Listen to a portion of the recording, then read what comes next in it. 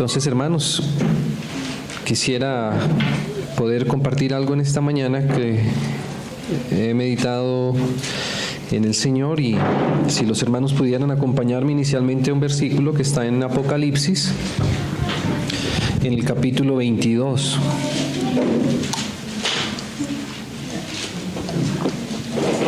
Apocalipsis, capítulo 22, y el versículo 17. Apocalipsis 22, 17. Dice así, dice: y el Espíritu y la esposa dicen, ven. Amén.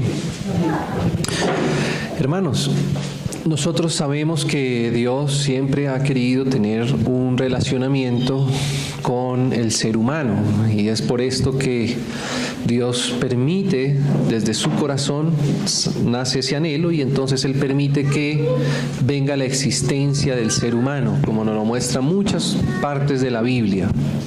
Desde el Génesis podemos ver la intención del Señor de haber tenido creación, de haber tenido humanidad. Y entonces Dios ha querido siempre relacionarse, tener un acercamiento entre su creación, y específicamente estoy hablando acerca de la humanidad, la creación de los seres humanos. Y entonces está esa gran, digámoslo así, cantidad de personas, de seres humanos, hombres y mujeres, que el Señor quiso crear para tener una cercanía a ellos, ¿cierto? A estos hombres y a estas mujeres. Luego viene entonces una obra de redención del Señor, ¿cierto? Y Él entonces quiere que esos seres humanos que Él creó tengan un relacionamiento con Él. Y el primer nivel de relacionamiento que tiene Dios con el ser humano, digámoslo así, podríamos decir que es como una relación entre Dios, justamente, entre el Creador y su creación, que es la humanidad. Pero luego Dios quiere tener un acercamiento mayor. Él no solamente quiere que el ser humano le contemple a Él como un creador lejano y distante. Y entonces viene la obra del Señor Jesús en la cruz, y ya el Evangelio de Juan, y nuestro hermano hoy leía una buena porción de ese y otros versos que nos enseñan cómo ahora el Señor no solamente quiere tener una relación de Dios a creación, o de Dios a criatura, Dios que es eterno, increado, con la creación que Él mismo hizo. No solamente Dios quiere tener ese nivel de relación, sino Él quiere tener algo más profundo. Y entonces dice en el Evangelio de Juan, en el capítulo 1, que todo aquel que cree, Él le dio potestad de ser hechos hijos de Dios. Y entonces ese es un relacionamiento mucho más profundo, mucho más maduro que el ser solamente una criatura de Dios. Ahora, todo aquel que cree en la obra del Señor Jesús, como lo recordaba también nuestro hermano, ahora también es hecho hijo de Dios. No todos los seres humanos llegan a ser hijos de Dios, sino aquellos que llegan a creer en la obra del Señor Jesús en el Calvario, ¿cierto? Y entonces ahí, ahora no solamente somos criaturas, sino ahora somos hijos de Él, engendrados ahora por Él. Luego también la Escritura nos sigue hablando. Yo estoy, resumiendo, sé que los hermanos van trayendo a su memoria, y confío que el Señor les vaya recordando los versos de todo lo que estamos aquí resumiendo, porque quisiera llegar a un punto más adelante y entonces no nos daría tiempo para contemplar, para revisar cada uno de los versos.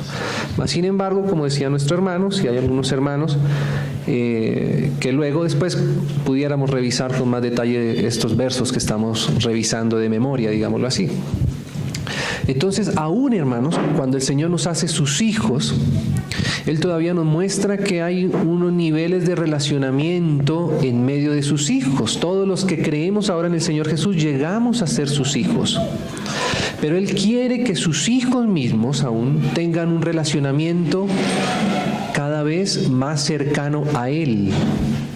Y de sus hijos, por ejemplo, el Señor dice que Él algunos de sus hijos llama a sus siervos. ¿Sí? Siervos ahora son aquellos hijos del Señor que saben que el Señor les ha salvado y que ahora ellos deben su vida al Señor mismo. No todos los hijos del Señor sirven al Señor, ¿sí? Pero si el Señor nos madura nuestro corazón, si el Señor hace que nosotros podamos contemplarle a Él de una manera más profunda, entonces vamos a querer servirle, ¿sí? Vamos a querer ser siervos de aquel que nos salvó. Y por eso, por ejemplo, el apóstol Juan, allá en la primera epístola que él escribió, él hace esa diferenciación. Él dice: os escribo a vosotros, hijitos, ¿cierto? Os escribo a vosotros, jóvenes. O sea que de los hijos llega también a haber una madurez, una maduración también, llegando a un nivel de juventud. Y en esa juventud es que nosotros entendemos, podemos servir al Señor. En la medida que vamos creciendo, ¿cierto? Vamos a poder tener un relacionamiento más profundo con el Señor. Y luego aún de sus siervos, por ejemplo, el Señor dice que le dijo a sus discípulos que Él ya no quería llamarlos más siervos. ¿Recuerdan, mis hermanos, esa porción de la Escritura donde el Señor dice: mire, ya no los voy a llamar siervos, sino que ahora quiero llamarlos mis amigos, ¿sí? Mis amigos. Porque dice: porque los siervos no saben las cosas que hace su Señor, ¿cierto? No saben todas las cosas que conoce el Señor. Y entonces esa relación sigue todavía madurándose más. Y entonces ahora el Señor nos llama también amigos, ¿sí? Porque a veces nosotros podemos quedarnos solamente en esa capa, digámoslo así, en donde solamente servimos al Señor por obediencia, pero sin conocer más a profundidad la razón aún de nuestro propio servicio, ¿sí? Más que nosotros sirvamos al Señor, el Señor quiere tener una relación de amistad con nosotros. Por supuesto, no es que vayamos a dejar de ser sus siervos, ¿no? Claro que no significa eso. Por supuesto, no es que vayamos a dejar de ser sus hijos, por supuesto, claro que no. Sino que sus hijos ahora también somos siervos de Él. Y sus siervos también ahora somos amigos de Él. Ahora conocemos más a profundidad cuál es la razón por la cual nosotros servimos al Señor, ¿sí? Nuestro servicio se va perfeccionando hasta que servimos al Señor ya por un amor de amistad en el corazón. Pero aún el Señor luego también habla no solamente acerca de esa amistad, sino habla aún de un relacionamiento un poco más profundo.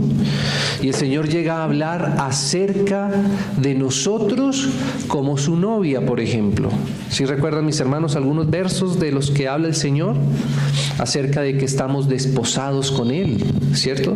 De que Él nos está preparando como una novia para Él, ¿sí? Porque de la amistad hay todavía una profundidad que llega a transformarse en un grado mayor de relacionamiento con el Señor. Porque cuando somos amigos, pues nosotros podemos tener en el plano de la amistad, podemos también tener otros amigos, ¿cierto? Pero en el plano del compromiso, en el plano del noviazgo para con el Señor, ahora nuestro corazón empieza cada vez a pertenecerle más exclusivamente a Él, ¿sí? Y luego, entonces ahora llegamos aquí a este verso, que no es el único, pero lo hemos tomado como de verso de referencia. Luego aún el Señor llega a hablar de algo más profundo que el mismo noviazgo, y es Él llega a hablarnos de su esposa, y Él se refiere incluso aún a nosotros como su esposa, que es todavía más profundo que la fase del noviazgo, porque ya en el relacionamiento de esposo y esposa, ya nuestra fidelidad eterna y permanente es solo para Él. Ya ahora nuestra vida es solo para Él. Cada uno de nuestros días los vivimos solamente, exclusivamente en función de Él. ¿Sí? Y ya concordamos íntimamente, profundamente, con cada uno de los motivos del corazón del esposo. Eso es lo que es un matrimonio, ¿cierto? Es el amor permanente entre el esposo y la esposa, exclusivamente entre el esposo y la esposa y para la eternidad. Sí, hermanos. Ahí podríamos ver, y seguramente que nos tomaría casi una reunión o incluso hasta varias reuniones, hablar de cada uno de esos niveles de relacionamiento que hemos mencionado así rápido, que el Señor va haciéndonos experimentar a través de la comunión cada vez más íntima con Él mismo. Sí, hermanos. Entonces podríamos decir, hermanos, que el mayor nivel de relacionamiento que el Señor espera, anhela llegar a tener con sus hijos, y no solamente con sus hijos, aún con la creación misma, como empezábamos, con los seres humanos mismos. Él quisiera llegar a ese amor eterno que es comparado al del esposo y la esposa. No hay una relación más profunda que encontremos nosotros en la Biblia, a la que Dios se refiera hacia nosotros, como el anhelo de que nosotros un día lleguemos a ser su esposa. ¿Sí? Esa es la mayor profundidad. Él anhela que nuestro corazón sea para Él, que todo lo que hacemos diariamente sea para Él. ¿Cuál es la función del esposo para con la esposa y de la esposa para con el esposo? ¿No es acaso esa? ¿Para quién es el trabajo que hace el esposo? ¿Cierto? ¿Cuál es el anhelo del fruto de su trabajo del esposo? ¿Acaso no es para su esposa? ¿Si es así o no es así? Y todo lo que hace la esposa, ¿acaso no es para agradar el corazón de su esposo? Si su intención no es acaso para agradar a su esposo, ser el motivo de la alegría de su esposo, ¿cierto? Qué precioso que el Señor quiera llegar a tener ese nivel de relacionamiento con sus hijos. ¿No le parece eso precioso, hermanos? Hermanos, a lo que el Señor nos ha llamado a nosotros no es a algo superficial, ¿sí? No es a una relación distante con Él. No es a una relación solamente formal con Él, ¿sí? No es una relación solamente religiosa, digámoslo así, entre comillas. Es una relación de amor, es una relación muy preciosa, es una relación de vida, es una relación de compartir. ¿Acaso toda la riqueza del esposo no es de la esposa y todo lo que el esposo y la esposa tienen no es acaso de ambos y pertenece a ambos en la misma medida? Qué precioso es eso. ¿Sí? Hermanos, es muy preciosa la relación a la que el Señor nos ha llamado con Él. Entonces quisiera con la ayuda del Señor tomar algunos minutos más para poder ver qué es esto, qué es a lo que el Señor nos está llamando. Porque ¿sabe qué, hermanos? A este verso estamos siendo llamados cada uno de nosotros hoy, desde esta mañana. Esto que nosotros vemos aquí, como lo vamos a ver por otros versos de la Escritura, no es solo algo que el Señor está figurando para mostrarlo allá en un futuro. ¿Sabe que no? ¿Sabe que es algo que nosotros debemos empezar a experimentar desde ahora? ¿Sí? Y hay otra cosa más que quisiera decir. Aunque el anhelo del Señor es que todos los seres humanos están llamados a este nivel de intimidad con Él, a este nivel de relacionamiento, no todos sus hijos van a llegar a poder apreciar este llamamiento. ¿Sí? Solamente aquellos a quienes el Señor pueda llegar a enamorar su corazón, como cuando un novio enamora el corazón de su prometida y un esposo enamora el corazón de su amada y la amada llega a ser enamorada por su esposo. Entonces, veamos algunas de estas, digámoslo así, líneas que nos deja ver la palabra acerca de esto que el Señor, a lo cual el Señor nos está llamando. Mire que en este mismo verso que leíamos, que es el último verso de la Escritura que habla acerca de esto, y esto nos muestra que esto es algo de consumación, porque está bien al final de la Biblia, o sea que esto es como el resultado final al cual el Señor espera llegar.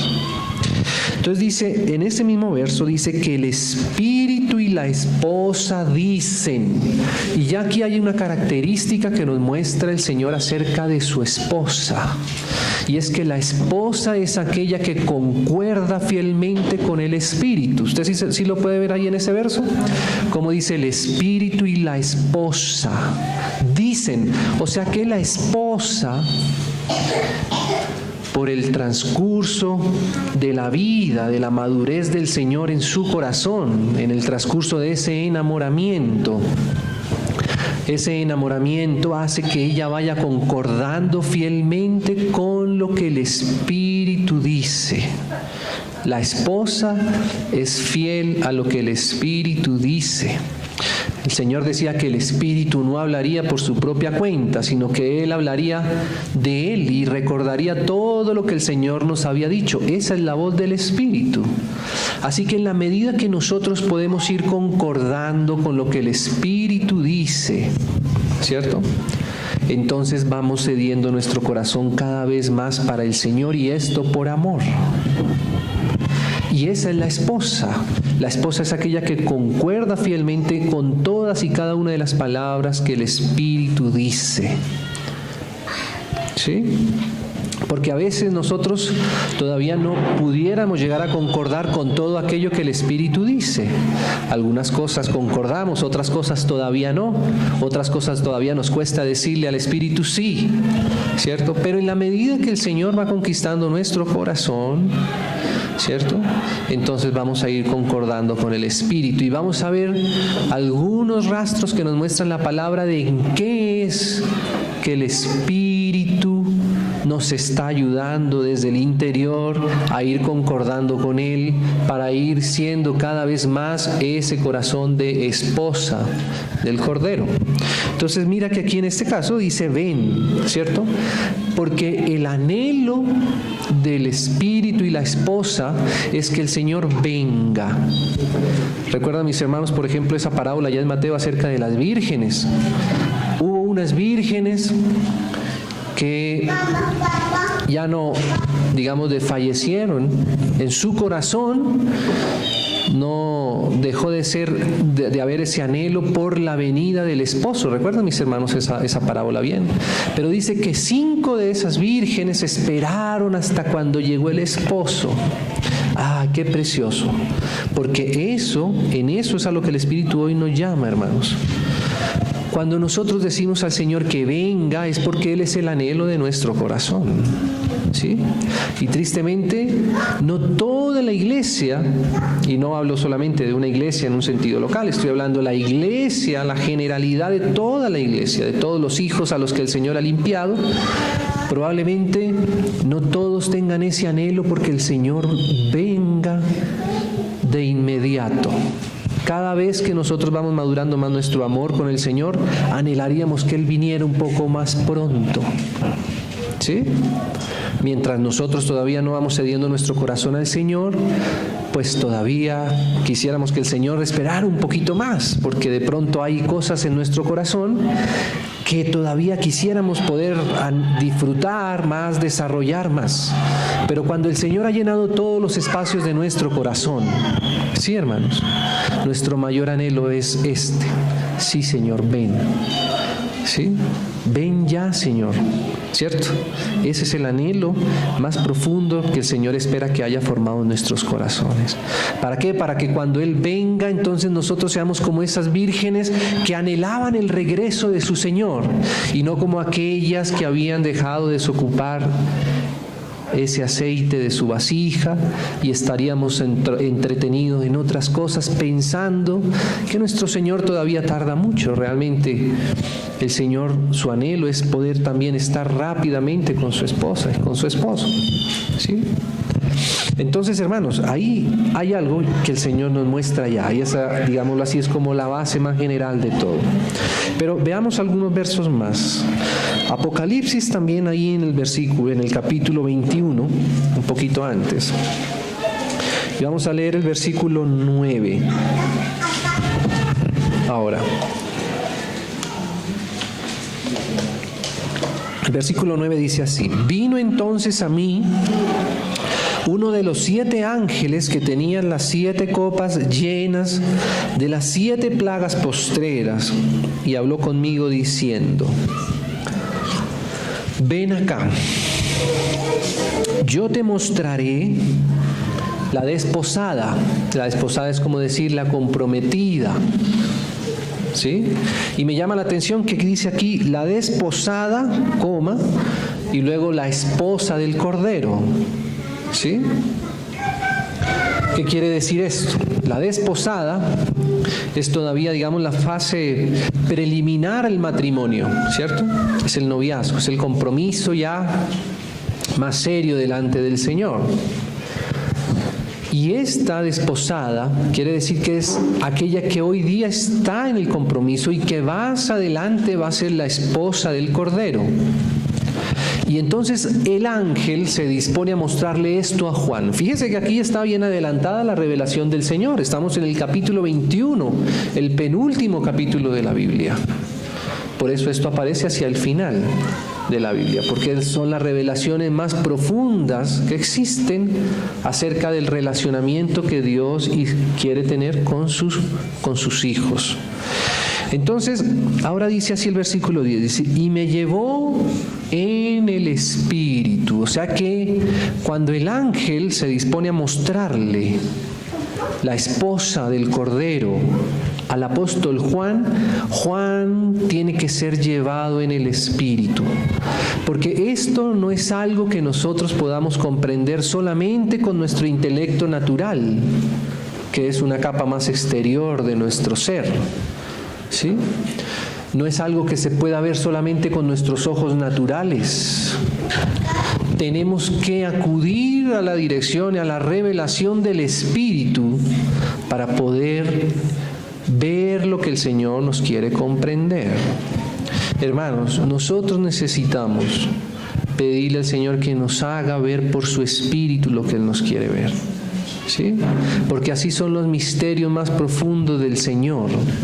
Son aquellos con los cuales nosotros tenemos que profundizar en nuestro interior, en donde tenemos que rogar un poco más al Señor, que Él nos revele un poco más de lo que podamos solamente comprender.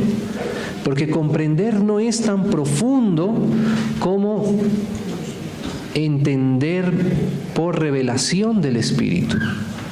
La iglesia no podríamos nosotros, no deberíamos, porque no es la intención del Espíritu, solamente quedarnos en un plano intelectual, académico, de comprensión de las cosas. Porque ¿sabe qué? Eso nos convertiría solamente en una academia, nos convertiría solamente en un instituto, ¿cierto? Y eso no es lo que quiere el Señor. Si el Señor al final del Apocalipsis, en lugar de llamarnos su esposa, nos llamara sus alumnos, por ejemplo, pues entenderíamos que lo más profundo que el Señor quiere hacer con nosotros es enseñarnos cosas académicas, pero no es solo eso. Por supuesto que vamos a comprender muchas cosas, pero nosotros necesitamos, hermanos, pedirle al Señor que por su misericordia Él nos permita cada vez tocar más profundamente por su Espíritu la profundidad más interior de su corazón, ¿sí? Más interior de su corazón. Podríamos incluso quedarnos en un plano solamente, digámoslo así, solamente natural. ¿Sabe que el Señor una vez le dijo a sus discípulos mostrándoles los apóstoles: Señor, mire este gran templo que habían hecho en el Antiguo Testamento. Y ese templo, ¿sabe para quién lo habían hecho? Para Dios mismo. Estaban mostrando el templo que Dios mismo se le había hecho para él. Pero el Señor dijo: no, destruyan ese templo, porque ese es un templo natural, digámoslo así. Eso no lo dice la Escritura, pero Él le dice: destruyan ese templo. Dicen que los apóstoles quedaron meditando mucho tiempo, pero solo hasta cuando el Señor resucitó y envió su Espíritu fue que ellos podían comprender por qué el Señor les decía eso. Algo que para ellos era de tanto precio y de tanto valor. Ellos pensaban, como Israel, como pueblo, que eso era la mayor obra que ellos habían hecho para Dios. Y ciertamente ellos veían que el Señor amaba a Dios, al Señor mismo, a su Padre. Pero hermanos, nosotros no fuimos llamados a hacer obras en lo natural, en lo terrenal, solamente. Por supuesto que tendremos que hacer algunas cosas. Pero fíjese, hermanos, que hoy podríamos pensar que, nuevamente hablando de la generalidad más amplia a veces de la iglesia, ¿cierto? Uno ve esos grandes templos, esas grandes edificaciones y construcciones, ¿sí? Y las personas incluso terminan amando más lo que hacen con sus manos que al propio Señor. Hay personas que terminan amando más el servicio, su propio servicio, que al mismo Señor. Pero como hemos visto, nos hemos dado cuenta, el Señor nos va llamando cada vez a algo más profundo, hasta que Él pueda llegar a este nivel de relacionamiento que Él quiere con nosotros, donde todo lo demás sea apenas una añadidura, una motivación para poder agradar al corazón más profundo, lo que hay más profundo en el corazón del Señor. ¿Sí me siguen, hermanos? Por eso Juan tuvo que ser llevado en el Espíritu. Hermanos, imagínese usted esa tremenda expectativa del apóstol Juan en aquella oportunidad. Se imagina que el Señor, por un medio de un ángel, como es el caso, se nos apareciera y nos dijera: bueno, voy a mostrarles a la esposa del Cordero. Vamos, voy a mostrarte la esposa del Cordero. ¿Cuál sería esa tremenda expectativa nuestra, cierto? ¿Qué nos imaginaríamos que el Señor nos va a mostrar? Nosotros bien sabemos que la esposa del Cordero se refiere, por supuesto, a sus propios hijos, ¿cierto? A sus propios hijos que llegan a madurar a ese nivel de intimidad con Él. No todos, como decía en algún momento, no todos llegan a madurar a ese nivel de relacionamiento, y vamos a irlo viendo. Y entonces Juan, con esa tremenda expectativa, lo lleva en el Espíritu, y miren lo que ve, dice así: y me llevó en el Espíritu a un monte grande y alto, y me mostró la gran ciudad santa de Jerusalén, que descendía del cielo de Dios. Entonces fíjese que aquí empieza a aparecer una relación entre la desposada, la esposa del Cordero, y ahora una ciudad. Dice que es la ciudad santa de Jerusalén descendiendo del cielo. ¿Sí? Nosotros bien sabemos que esa es la ciudad a la que el Señor se refiere después del cielo nuevo y la tierra nueva.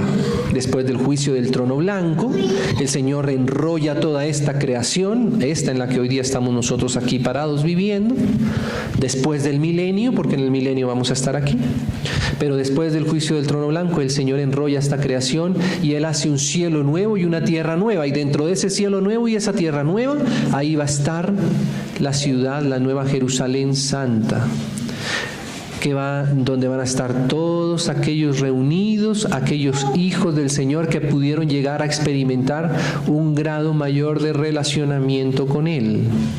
Y aún dentro de la Nueva Jerusalén vemos varias dispensaciones, digámoslo así, varias características que el Señor nos menciona dentro de la Nueva Jerusalén. Por supuesto van a estar todas las otras naciones, también compuesta de todos los demás hijos del Señor también. Y entonces empieza aquí el Señor a mostrar que hay una relación entre la esposa del Cordero y la ciudad de Jerusalén. Así que cuando el Señor va a reflejar a su esposa, que es aquella que vive para Él, ese reflejo da como resultado una ciudad, la ciudad santa de Jerusalén. ¿Sí lo puede ver ahí, hermano? Dice que cuando Él le fue a mostrar, dice, y me mostró la gran ciudad santa de Jerusalén que descendía del cielo de Dios, teniendo la gloria de Dios, y su fulgor era semejante al de una piedra preciosísima como piedra de jaspe, diáfana como el cristal, y tenía un muro grande y alto con 12 puertas, y en las puertas 12 ángeles y nombres inscritos, que son las 12 tribus de los hijos de Israel.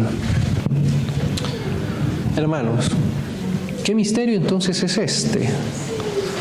Como que el Señor nos está mostrando que Él quiere una relación cada vez más íntima con sus hijos, hasta que lleguemos a ser su esposa. Y resulta que el reflejo de esa obra en nuestro corazón se va expresando en la edificación de una ciudad, que es la iglesia en cada ciudad. Esta edificación que un día va a ser visible plenamente con nuestros ojos, allá en el cielo nuevo y la tierra nueva, es algo que hoy el Señor espera estar edificando en cada ciudad de la tierra. Es su iglesia. ¿Sí? El modelo de ciudad de Dios es el modelo de la iglesia en cada ciudad. ¿Sí? Así que hoy el Señor está edificando esto que un día va a mostrar como su obra terminada. Podríamos decir entonces que su esposa, aquella que comprende el corazón de su Señor, de su esposo, y que está en preparación para ese momento de matrimonio, es la que está interesada en lo que hay en el corazón de su esposo. Y lo que hay en el corazón de su esposo es tener una ciudad santa en cada ciudad de la tierra.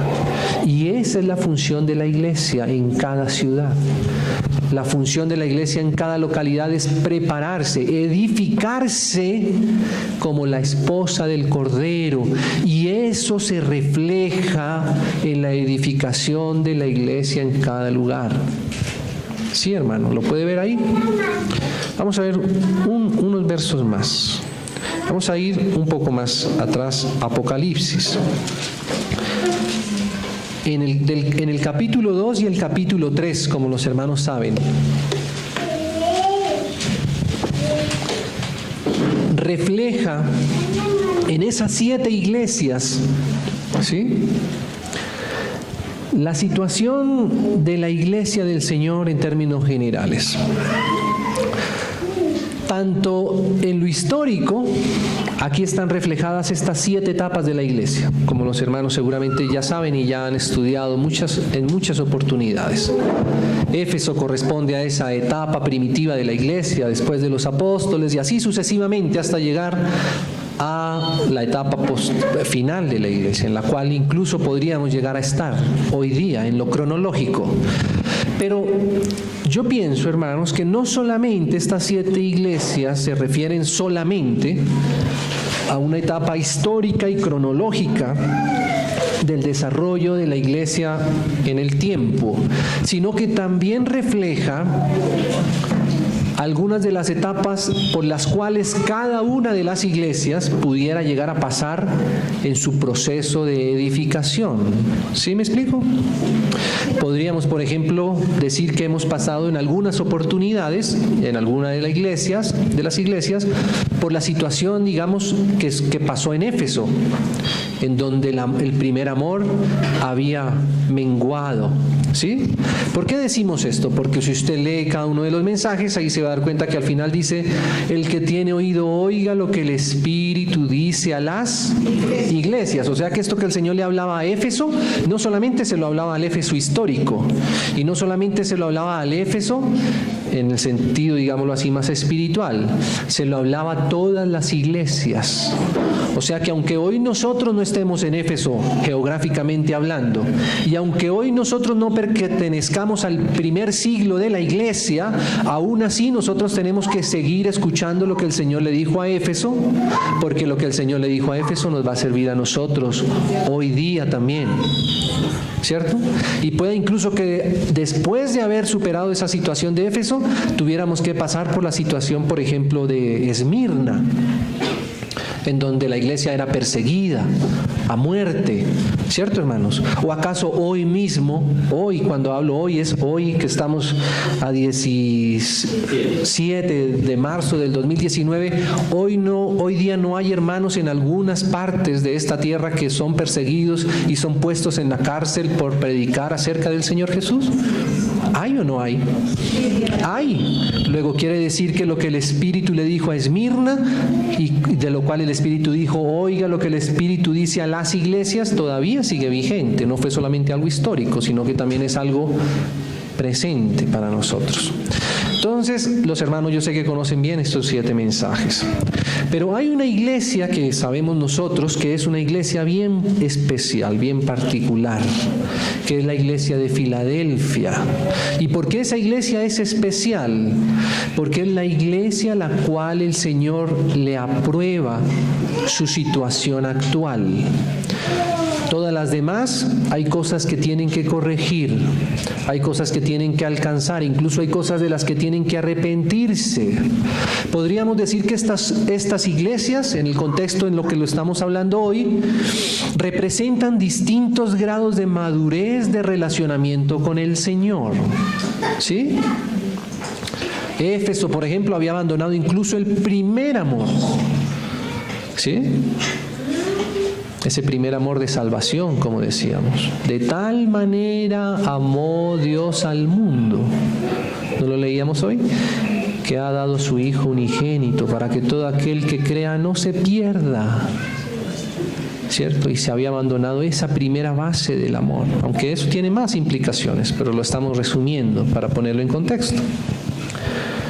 Entonces estas 7 iglesias tenían ciertos niveles distintos de relacionamiento con el Señor. Pero en Filadelfia, esa es la única iglesia a la que el Señor incluso le dice que lo que tiene debe retenerlo. ¿Sí? Y nosotros sabemos lo que es Filadelfia. Nosotros sabemos que es esa iglesia que ha comprendido el amor hacia sus hermanos. Eso es lo que quiere decir el nombre de Filadelfia. Es una iglesia en donde lo principal es el amor del Señor expresado en medio de la comunión de los hermanos. Es una iglesia donde no hay fracturas de división entre los hermanos, porque hay un amor nacido de Dios que los hace permanecer juntos y en comunión.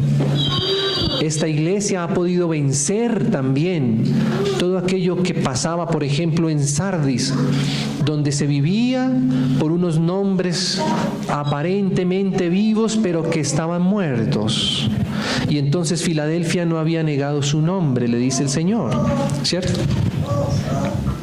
Es la iglesia, digámoslo así, en su sentido más bíblico, en su sentido más puro. Es la iglesia que da testimonio de la unidad del cuerpo de Cristo. La iglesia que se reúne en torno a la mesa de su Señor y la tiene en comunión. No para rivalizar, sino para llamar a la comunión a todos sus hijos. ¿Cierto? Esa es Filadelfia. Filadelfia reúne todas las características que Dios quiere que tenga su iglesia en cada ciudad. Podríamos decir que Filadelfia es aquella iglesia que refleja espiritualmente la ciudad santa nueva de Jerusalén, la transparencia de Jerusalén, el muro que cuida la iglesia de Jerusalén, o la ciudad de Jerusalén, es ese muro que tiene la iglesia en Filadelfia. Hermanos, leamos unos versos para entender un poco la relación que tiene Filadelfia con la esposa del Cordero. Y veamos cómo nosotros, desde ahora, debemos estar cuidando que estemos en ese plano. Y sabe qué, y que no perdamos nunca ese plano, porque sabe que se puede perder el plano del compromiso. ¿O usted no ha visto, no nos enseña tristemente, por supuesto ya en lo más mundano, cómo los compromisos se deshacen, ¿cierto?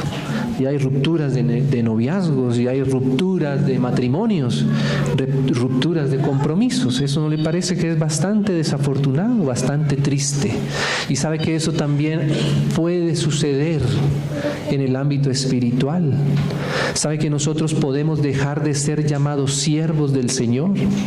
Si nosotros no servimos más al Señor, pues ya no somos más sus siervos. ¿Sabe que podemos dejar de ser llamados sus amigos, por ejemplo? ¿Y sabe que podemos dejar de ser llamados su novia, su comprometida? Podemos ser dejados de llamar. Y aunque hoy nosotros, y lo vamos a leer por la palabra, tuviéramos la certeza, la luz, porque eso no es algo que el Señor nos quiere dejar como en suspenso, sino que Él nos quiere dar la certeza desde ahora, si estamos en el terreno de su esposa o no. Pablo habla con más claridad de esto, ¿cierto? Pero sabe que podemos dejar ese plano, hermano. Podemos dejar el plano más íntimo con el Señor. Que el Señor nos guarde. Leamos una cosa, mira, dice así, Apocalipsis capítulo 3, no voy a tomar mucho más tiempo, hermanos. Capítulo 3, versículo, dice así, versículo 11. Mire esta frase que el Señor dice acá. He aquí, yo vengo pronto. Hermano, ¿no le parece que esta frase nos liga un poco los versos que hemos estado leyendo de los capítulos más adelante? ¿Se acuerda qué era lo que decía el Espíritu y la esposa? Ven, porque ¿sabe quién había anunciado que venía? El Señor. Si uno lee el versículo 12 del capítulo 22, era el Señor quien había dicho, he aquí yo vengo pronto. ¿Y sabe qué decía el Espíritu y la iglesia? Sí, Señor, ven, ¿cierto? Es la esposa la que dice, la que tiene ese ven en sus labios. Cuando ese ven no está en los labios, probablemente no sea la esposa, ¿cierto? Cuando de pronto en lugar del ven, de pronto hay un dame, ¿cierto? Y no es que no le vamos a pedir al Señor, por supuesto, pero es que a veces el dame es un dame muy grande y en el que hacemos mucho hincapié. Pero en el ven, no, Señor, dame, pero espérate un poquito, ¿cierto? Pero no, la esposa dice ven con el Espíritu. Entonces fíjese que a Filadelfia el Señor le recuerda esto. Yo vengo pronto, ¿cierto? El Señor sabe con quién está hablando, ¿sí? El Señor sabe con quién está hablando. Porque es así, hermano, ¿cierto? Cuando uno no está casado, pues, chao, nos vemos, bueno, hasta luego, chao, ¿cierto? Ya uno no quiere saber más. Pero entre la esposa y la esposa no es así. Ven, ¿dónde estás? ¿A qué horas llegas? ¿Cierto? ¿Por qué te demoraste? ¿Cierto? Es un anhelo permanente del corazón. Lo peor que le puede pasar a un esposo es perder instantáneamente la conciencia de dónde está su esposa. ¿O no es así? ¿Sí es así o no es así? Y al contrario, ¿cierto? O haga el ejercicio, apague el celular unas 4 horas, ¿cierto? Estoy seguro que al prenderlo va a tener 30 llamadas perdidas de un solo número, ¿cierto? Porque ese es el anhelo que hay, ¿cierto, hermanos? Quien anhela saber dónde está ella es su esposa. Todo el tiempo en su pensamiento está eso, ¿cierto? Entonces dice así, he aquí yo vengo pronto. Y mira esto, retén lo que tienes. Hermano, qué tremendo esto. ¿Usted cree que el Señor podría decirnos a nosotros hoy, retengan lo que tienen? ¿Qué quiere decir esto? No dejen perder lo que tienen, ¿sí? Revisen lo que tienen y no lo dejen perder, no lo vayan a cambiar. Porque dice aquí algo, ¿no? Dice, para que ninguno tome tu corona. O sea que, fíjese que Filadelfia es una iglesia a la que el Señor ya le asegura un galardón en el tribunal de Cristo, es su corona. Y esa es la corona de la esposa del Cordero, nada más y nada menos. Que es la corona más grande que por la que pudiéramos llegar a ser investidos en el tribunal de Cristo. ¿Cierto? Tenemos que retener lo que tenemos. Ahora, ¿sabe que esa palabra que dice aquí, retén lo que tienes? uno podría decir, ¿y qué es lo que tenemos? ¿Cierto? ¿Qué es lo que tenemos? ¿Sí? ¿Qué es lo más preciado que tiene la iglesia? El Señor mismo, claro. Y esa dispensación del Señor, ¿cómo es? Hermanos, ¿sabe que a veces la iglesia ha pasado por una etapa donde piensa que lo que tiene es un edificio? Donde piensa que lo que tiene es un lote, donde piensa que lo que tiene son unas silletas. Gracias al Señor por las silletas, por supuesto, si no estaríamos todos de pie. ¿Y cuánto tiempo podemos estar de pie? ¿Cierto? ¿Pero usted cree que lo que la iglesia tiene es eso? ¿Cierto que no? A veces es, oremos para que la iglesia tenga un piano. Y la propiedad de la iglesia llega a ser eso a veces, la parte material, la parte más exterior. Pero ¿sabe qué es lo que el Señor le dice aquí a la iglesia? Que lo que tiene, lo encuentra aquí mismo en este mismo pasaje. Mire que esta misma palabra es la misma palabra que el Señor usa aquí unos versos antes. Mira, dice así, más adelante, más atrasito, dice en el versículo,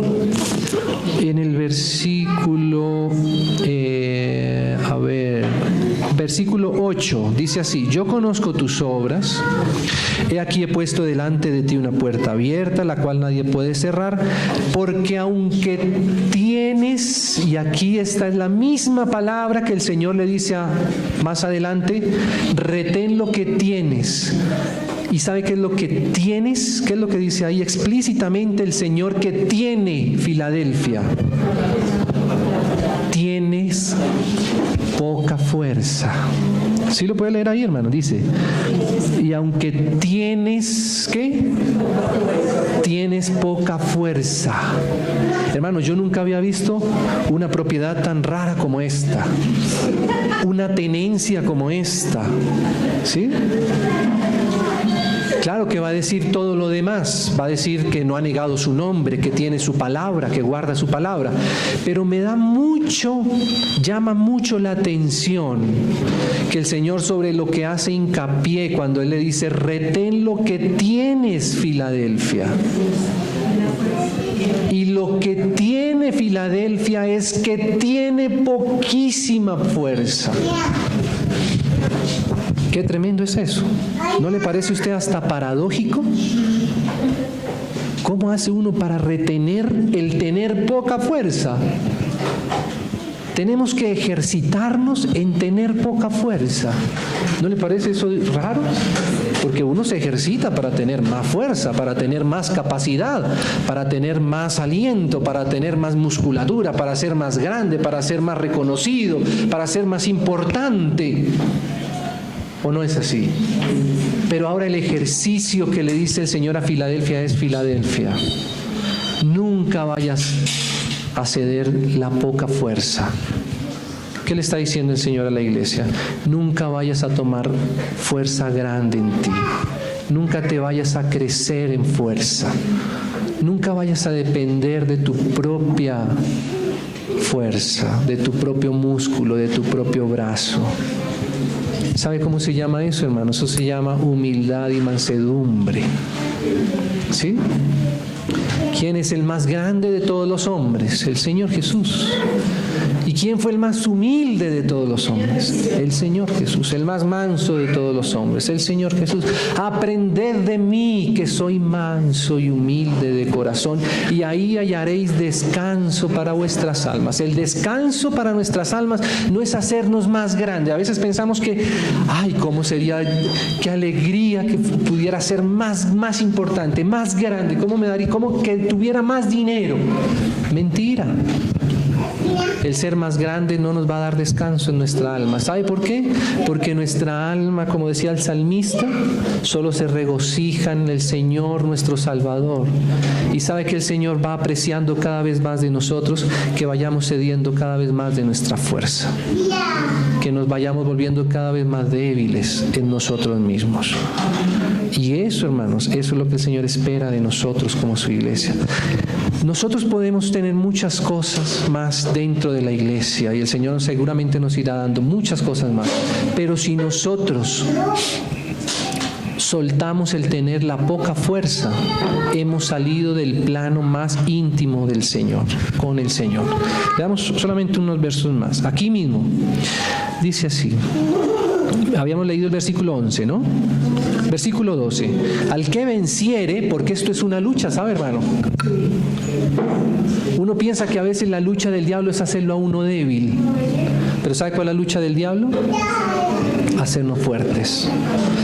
Que de pronto un día alcemos nuestros ojos y digamos, oh, qué grandes somos, ¿cierto? Cómo nos hemos hecho importantes, cómo hemos ahora adquirido tantas propiedades, ¿cierto? Ahora podemos hablar con más autoridad, ahora podemos, ¿cierto?, ser más imperialistas, qué sé yo. Y esa probablemente sea la más sutil guerra del enemigo para contra nosotros, sus hijos. ¿Cierto, hermanos? Hermanos, que no dejemos nunca que nada de esto suba al corazón, el querer tener fuerza por nosotros mismos. El Señor nos guarde, porque si dice aquí al que venciere, es porque eso es una lucha.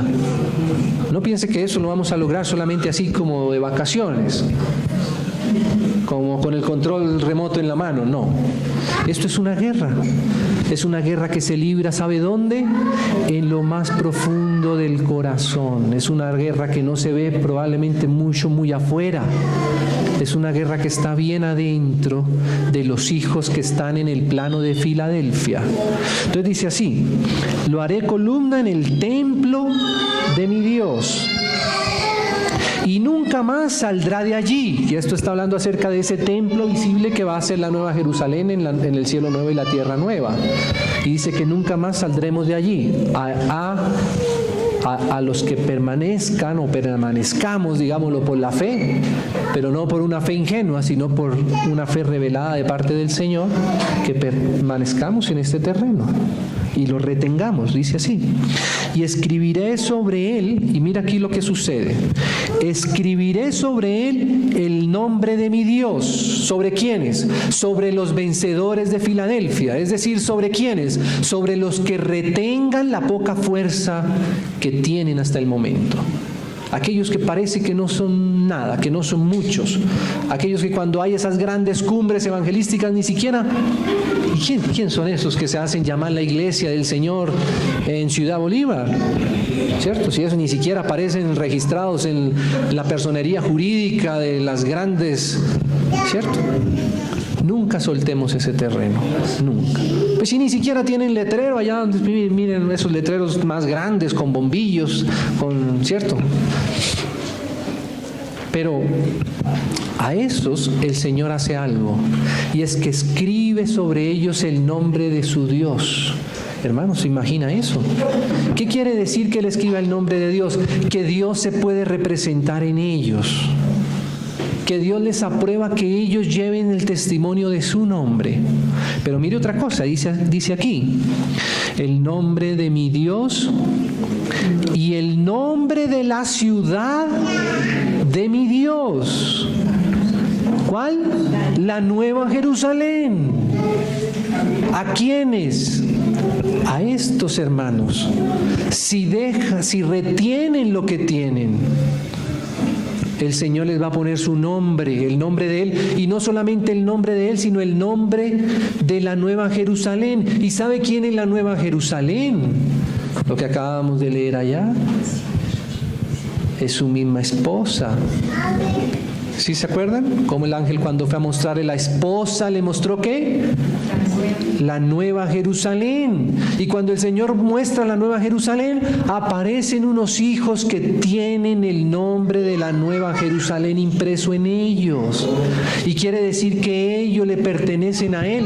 Hermano, usted sabe yo soy casado. ¿Sabe qué está inscrito aquí en esta argolla por dentro? ¿Sabe qué dice acá? Y si ustedes los que son casados revisan, ¿sabe qué dice el nombre de cada uno de su esposo? Ah, hermano, ¿no le parece eso precioso? Que el Señor quiera tallar el nombre de Él en su esposa. Pero ¿sabe quién identifica a Él como su esposa? a los hermanos y hermanas que permanezcan en el plano de Filadelfia. Porque ¿sabe cómo llama el Señor a su esposa? La esposa del Cordero. ¿Y sabe qué quiere decir el Cordero? Es el carácter del corazón del Señor. Usted sabe que el Señor también Él se identifica como un león. ¿Se acuerdan? Que Él es el león de la tribu de Judá, ¿cierto? Y por eso Él juzga. Pero ¿sabe qué? Él no quiere casarse con la esposa del león. Él hubiera podido decir así también, la esposa del león. Y entonces, ¿en qué debería estarse transformando la iglesia hoy día? En un león. Pero ¿sabe qué? El Señor no habla de la esposa del león nunca. Búsquelo en toda la Escritura. Y Él se va a dar cuenta que habla de la esposa del Cordero. Porque ¿sabe qué está haciendo el Señor en la esposa, en el corazón de la iglesia? Formar su corazón, que es como el de un cordero. Por eso el carácter del Señor, ¿cierto?, debe ser apreciado como Él quiere ser apreciado. Por eso es que cuando las personas se casan, ustedes se dan cuenta que hay como una similitud de caracteres, hay una similitud de planes, ¿cierto? De hecho, a veces, ¿por qué es que no se llegan a casar? Porque no había una misma concordancia en el corazón, ¿cierto? Porque uno quería irse a hacer un máster por allá a Australia y el otro estaba esperando servir al Señor de pronto ahí en su casa. Y no es que irse a Australia esté mal o quedarse en la casa esté bien, sino que debe haber una concordancia entre los dos corazones para poder llegar a ese nivel de matrimonio. Y quiere decir que el Señor con quien se va a casar, Él es un cordero. ¿Usted se imagina con quién se puede casar un cordero? Con una corderita, ¿o no? ¿Si es así o no es así? ¿Se imagina? Y el Señor usó la figura de esos animalitos para darnos evidencia de lo que Él quiere. Un corderito, hermanos, ¿sí han visto en el campo? Un corderito, llevado a un matrimonio. No puede aparecer una pantera gigante, ¿cierto? Va a asustar el corderito mismo, se va a tener que ir a esconder. Necesita el Señor ver otra corderita igual. Y esa corderita es la que no tiene fuerza. Es la iglesia en el plano de la ciudad santa en cada ciudad. Entonces termina ahí, ¿no? Dice, y la cual desciende del cielo nuevo de mi Dios y mi nombre nuevo. O sea que va a haber un nombre nuevo. ¿Sí? ¿Sabe, hermano, de dónde sale esa costumbre o salía esa costumbre? Hoy día, lástima, ya no se hace tanto así, pero era una costumbre cristiana que cuando las personas se casaban, la esposa se ponía el apellido del esposo. ¿Sí? ¿Sabe cómo va a ser eso así? En los matrimonios de las bodas del Cordero. Él nos va a poner su nombre nuevo y nos va a cambiar el apellido, digámoslo así. ¿Cierto? Porque el nivel de intimidad, el nivel de relacionamiento es tan alto que ya como dice en el Génesis, los dos son una sola carne. ¿Ve? Entonces por eso sucede esto. Y mi nombre nuevo, qué precioso, un nombre que nadie conoce, un nombre por el cual nadie va a poder llamar, y eso nos habla de intimidad. ¿Sí? No sé los hermanos que están casados aquí cómo le diga cada uno a su esposa, pero he visto que entre los hermanos hay un nombrecito, ¿cierto? Digámoslo así, un apodo cariñoso que solamente se lo dicen entre ellos dos, ¿cierto? Porque refleja, y ¿sabe qué, hermano? Cuando usted le pregunta a los hermanos, bueno, hermano, ¿y usted por qué le dice, ¿cierto? Mi gordis, ¿cierto? A la hermana tal. Ay, hermano, empiezan a contar esa historia, y es una historia de amor tan hermosa, ¿cierto? Tan profunda. No, que cuando estábamos en el colegio, y entonces, ¿cierto? Y tal, y hay unos nombres, hermano, que se dicen a veces que son muy particulares y refleja esa intimidad entre ambos. ¿No le parece eso lindo? Que el Señor aún nos va a revelar un nombre nuevo que nadie sabe, pero cuando el Señor nos lo diga, ay, nos vamos a sentir aludidos. El Señor sabe yo cómo le digo a Él y Él cómo me dice a mí, nos vamos a identificar. Qué precioso ese nivel de intimidad con el Señor. Entonces dice así el último versículo, dice, el que tiene oído, gracias al Señor, oiga lo que el Espíritu, porque esa es la formación de la esposa, ir atendiendo al Espíritu, dice dice a las iglesias. Entonces, hermanos, esa es la esposa del Cordero. ¿Sabe usted que hoy día la esposa del Cordero ya existe? Que hoy día la esposa del Cordero ya está en su función. Que el Señor nos guarde de, si estamos, no salir de esa posición. Y que la iglesia no pierda ese terreno, porque se puede perder. Se puede perder. Ya vimos cómo se puede perder, ¿cierto? Que podamos retener lo que el Señor quiera que retengamos y no cambiar lo que tenemos por otras cosas que aunque con los ojos naturales puedan llegar a ser más apreciables. No cambiemos lo más apreciable, aunque sea más difícil de contemplar y de ver. Amén, hermanos. El Señor nos guarde y nos ayude. Oremos al Señor. Gracias, amados. Padre, te damos muchas gracias en el nombre de tu Hijo amado, nuestro Señor. Gracias por haber querido acercarte a nosotros y por querer hacer algo tan profundo en nuestros corazones, Señor. Ay, Señor, nosotros hemos sido tan infieles a ti. Hemos sido tan renuentes a ti, Señor, a tu corazón. Pero te pedimos que por tu Espíritu nos sigas enamorando, nos sigas conduciendo con tu paciencia. Señor, que aquello que tú nos has dado lo retengamos para poder, Señor, ser alegría de tu corazón. En el precioso nombre del Señor Jesús. Amén y amén.